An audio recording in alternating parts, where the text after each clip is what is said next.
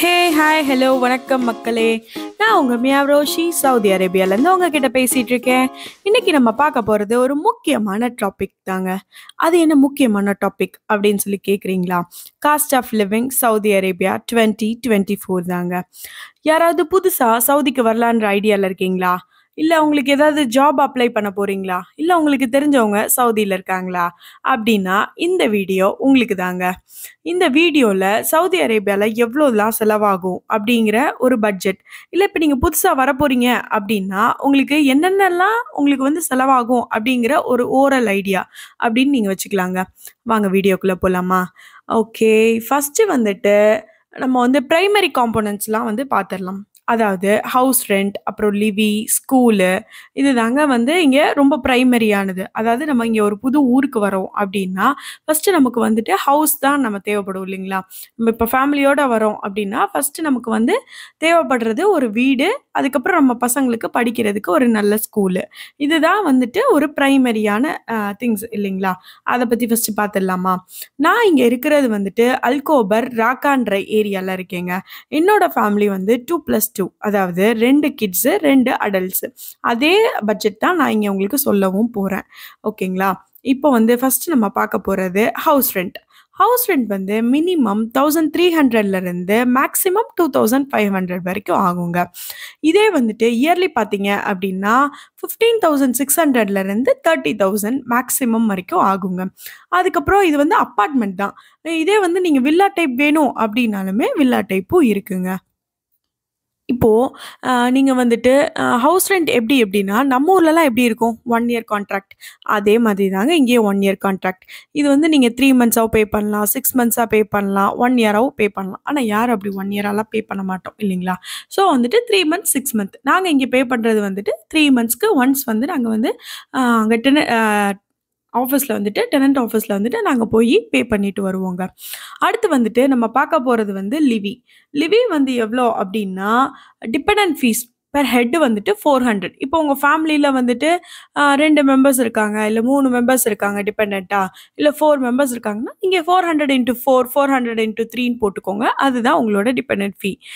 Livy அப்படிங்கிறது என்ன அப்படின்னா ஒரு ஒர்க்கிங் பர்சன் இருப்பாங்க. எங்கள் வீட்டில் இங்கே என்னோட ஹஸ்பண்ட் தான் ஒர்க்கிங். அப்போ அவங்களுக்கு நாங்கள்லாம் டிபெண்டன்ட். நான் என்னோட 2 பசங்க, அவங்க தாங்க டிபெண்டன்ட்னு இங்கே சொல்லுவாங்க. அந்த டிபெண்டன்ட்க்கு நம்ம இங்கே கவர்மெண்ட்டுக்கு ஒரு ஃபீ பே பண்ணுறோம். அதுதான் இங்கே டிபெண்டன்ட் ஃபீ அப்படின்னு சொல்லிட்டு நம்ம பே பண்ணுறது.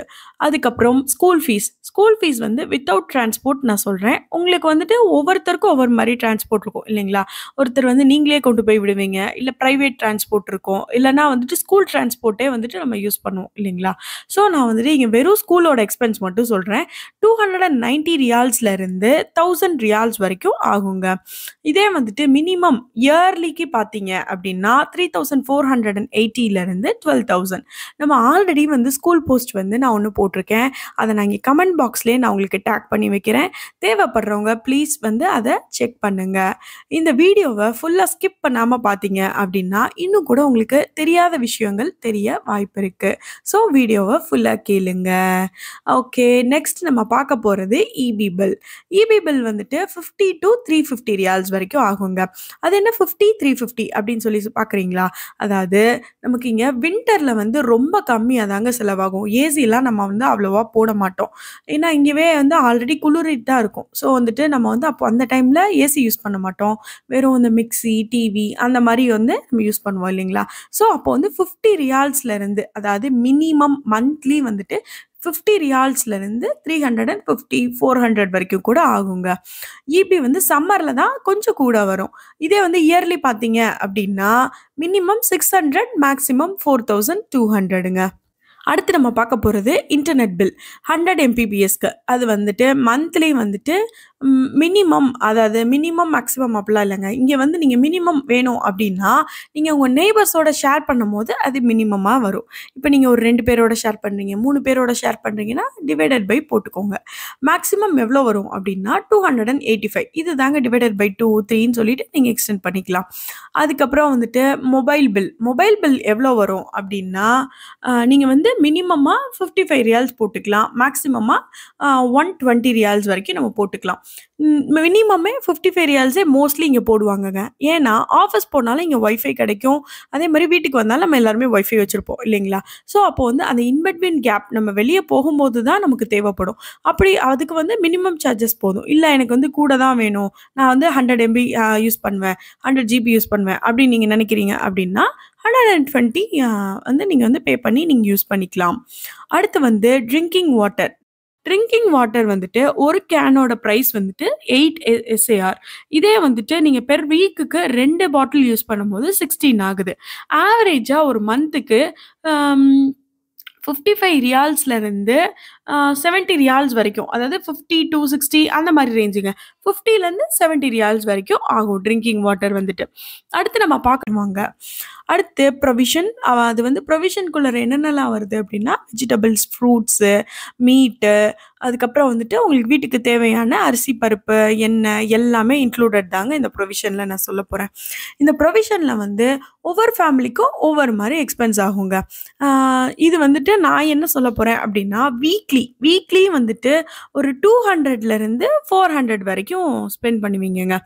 ஆ அது என்ன 200லேருந்து 400 அப்படின்னு பார்த்தீங்க அப்படின்னா, ஒவ்வொரு வீடும் ஒவ்வொரு மாதிரி இருக்கும்.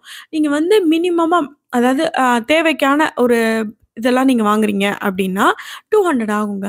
சம்டைம்ஸ் இப்ப உங்க வீட்டுக்கு கெஸ்ட் வராங்க, இல்ல நீங்க நட்ஸ் பர்ச்சேஸ் பண்றீங்க, இல்லன்னா ரைஸு, எண்ணெய் இந்த மாரி நம்ம வந்து மந்த்லி ஒன்ஸ் தான் இதெல்லாம் நமக்கு தேவைப்படும் இல்லைங்களா?